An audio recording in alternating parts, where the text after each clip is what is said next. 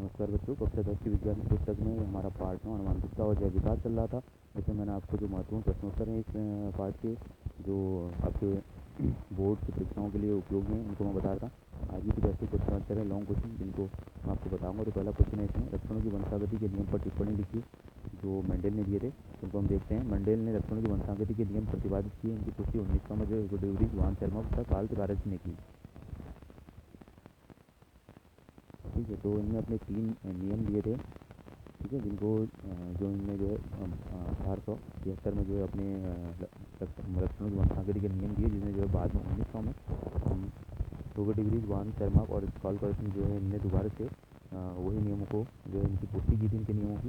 जिससे पहला नियम था इनका प्रभावता का नियम, लॉ ऑफ डोमिनेंस, यानी तुलनात्मक लक्षण वाले जीवों को संकरण कराने पर प्रथम उत्तरीय पीढ़ी में प्रभावी लक्षण प्रदर्शित होता है तो अप्रभावी लक्षण प्रदर्शित नहीं होता। यानी कि जैसा मैंने आपको प्रभाविता का नियम बताया था जो मेंडेल का था।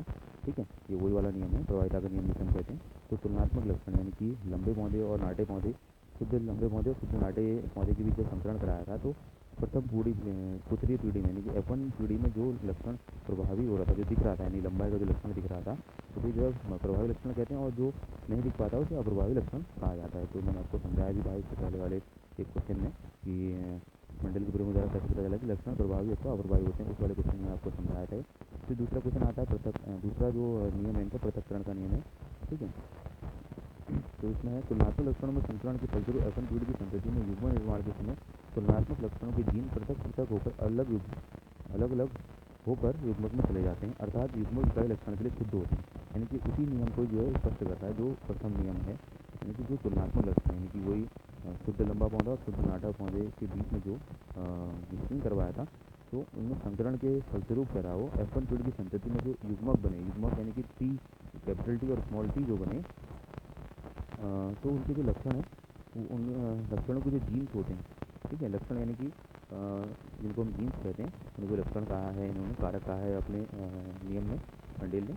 तो वो जो है अलग युग्मक में चले जाते हैं, यानी कि एक लक्षण लंबाई का लक्षण जो है एक लंबाई का लक्षण और एक पौधे का लंबाई का लक्षण तो दूसरे पौधे का एक लक्षण जो है, दोनों जो है आपस में मिल जाते हैं। तो इस प्रकार से जो युग्मक होता है वो इकाई लक्षण के लिए शुद्ध होता है फिर।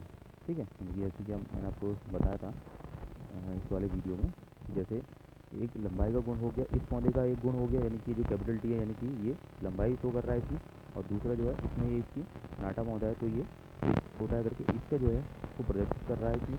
ठीक है, तो इस तरह से जो युग्मक बना है ये, तो इस युग्मक बनते समय जो दूसरे युग्मक होता है वो लक्षणों के लिए जो है जो युग्मक होता है वो इकाई लक्षण के लिए जो है वो शुद्ध होता है। ठीक, इसके बाद जो तीसरा नियम दिया था इन्होंने वो था स्वतंत्र अपलियन का नियम, लॉ ऑफ इंडिपेंडेंट असॉर्टमेंट। तो इसमें इन्होंने कहा है कि जब 2 या 2 से अधिक तुलनात्मक लक्षणों को ध्यान में रखकर F1 पीढ़ी के सदस्यों में स्वपरागण कराते हैं तो F2 पीढ़ी में जो है युग्मक अनियमित रूप से मिलकर नए नए संयोग बनाते हैं। ठीक है, जैसा कि मैं आपको यहाँ पे दिखाता हूँ,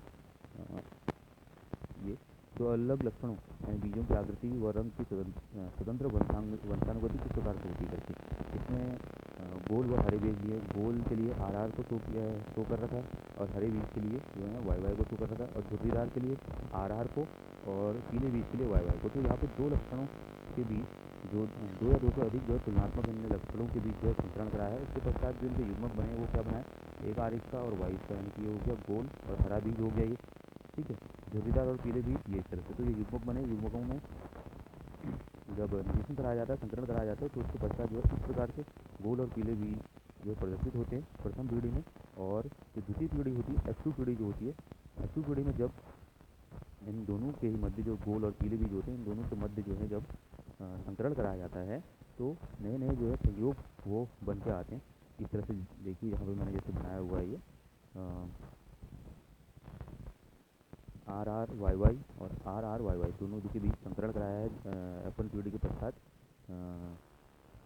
तो हम इस तरह से इसको नोट कर लेंगे, इसको हम एक साइड लिख लेंगे, यानी कि संयोग के यहाँ अलग, उन संयोगों को यहाँ पे लिख लेते हैं। ठीक, यानी कि RY इस तरह से लिख लिया, या RY इस तरह से लिख लिया, और ये वाला RY इस साइड लिख लिया, और ये स्मॉल दोनों एक ही साइड लिख लिया। अब इन दोनों में संकरण जब कराते हैं तो किस तरह से बनेगा, तो ये और ये मिले इस तरह से, तो ये बना। ये और ये मिले तो इस तरह से ये बना। ठीक है, इस तरह से ये जो है संयोग करके नए नए जो है वो संयोग करके जो है नए नए जो है युग्मक ऐसी पीढ़ी में बनाते हैं, यानी कि जो नए नए संयोग जो है बनते हैं उससे इस तरह से बनाते हैं। तो इनमें जो संयोग के पश्चात जो हमें प्राप्त होता है परिणाम, तो उसको हम जब देखते हैं तो इसमें गोल और पीले बीज वाले 9 हमको मिल पाते हैं। ये जैसे 4 4 8 4 12 16, तो 16 नए संयोग जो हमको प्राप्त हुए हैं, 16 में से 9 जो है गोल और पीले बीज वाले होंगे, गोल और हरे बीज वाले 3 होंगे, झुर्रीदार और पीले बीज वाले 3 होंगे, और झुर्रीदार और हरे बीज वाला वो 1 होगा। तो इस तरह से जो है अलग अलग जो है वो संयोग जो है उत्पन्न होते हैं वस्तु पीढ़ी में, जब हम दो लक्षणों के बीच जो है वो संकरण कराते हैं मेंडल के तृतीय नियम के अनुसार। ठीक है, तो इस तरह से आप जो है इसको भी अपनी कॉपी में नोट कर लीजिएगा। ठीक, इसके बाद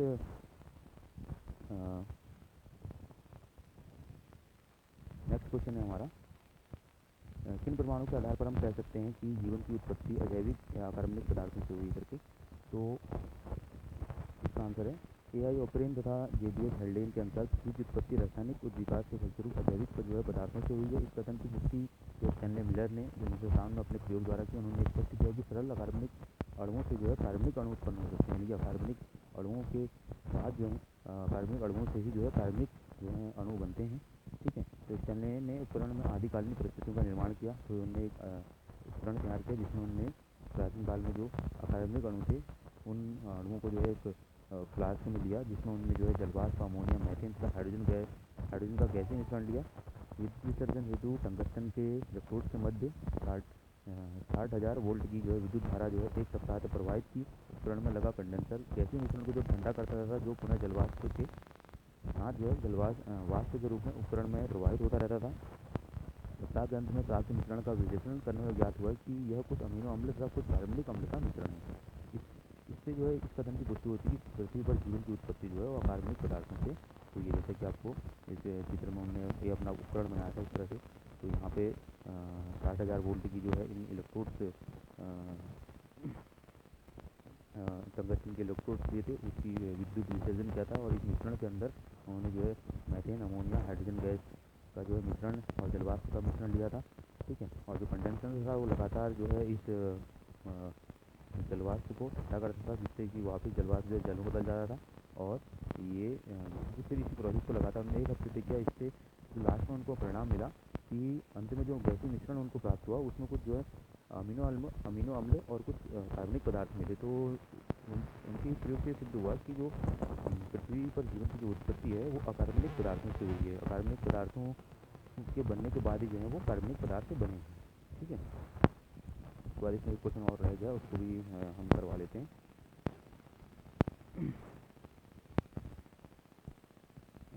DNA के आनुवंशिक पदार्थ होने का प्रमाण किसने प्रस्तुत किया? DNA के संगठकों व कार्यों को लिखिए। तो इसका आंसर है DNA जो है एक आनुवंशिक पदार्थ है। इसकी पुष्टि सर्वप्रथम फ्रेडरिक ग्रिफिथ ने की थी। इन्होंने अपने प्रयोग डिप्लोकॉकस निमोनिया के जीवाणु पर किए थे कि DNA जो है एक आनुवंशिक पदार्थ होता है जो लक्षणों की वंशागति के लिए जीवों में वो कार्य करता है। इसके पश्चात जो है ओटी एवेरी, मैक्लाइड और पार्टी ने जो है इसकी पुष्टि की थी कि ये जो है प्रयोग सही था करके। वाटसन और क्रिक ने जो है DNA का द्विकुंडलित संरचना के मॉडल की खोज की। तो DNA के जो संगठक होते हैं तो हम देखते हैं DNA जो है वो डीऑक्सीराइबोन्यूक्लिक अम्ल का निर्माण न्यूक्लियोटाइड से होता है। जब न्यूक्लियोटाइड में निम्नलिखित पदार्थ के जो है अणु पाए जाते हैं, डीऑक्सीराइबोस संकरा पाई जाएगी उसमें, और फास्फोरिक अम्ल पाया जाएगा, और नाइट्रोजन क्षारक पाए जाएंगे। और नाइट्रोजन क्षारक जो होते हैं वो 2 प्रकार के होते हैं, प्यूरिन्स और पिरिमिडिन्स। तो जो प्यूरिन्स होते हैं वो 2 प्रकार के होंगे, एडेनिन और ग्वानिन, और पिरिमिडिन्स होंगे थाइमिन और साइटोसिन।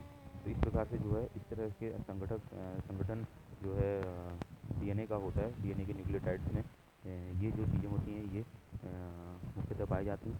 उसके बाद हम DNA के कार्य देख लेते हैं। ठीक है, तो DNA जो है आनुवंशिक सूचनाओं का वाहक होता है। दूसरा, DNA RNA का संश्लेषण करता है। RNA प्रोटीन संश्लेषण के लिए अति आवश्यक है।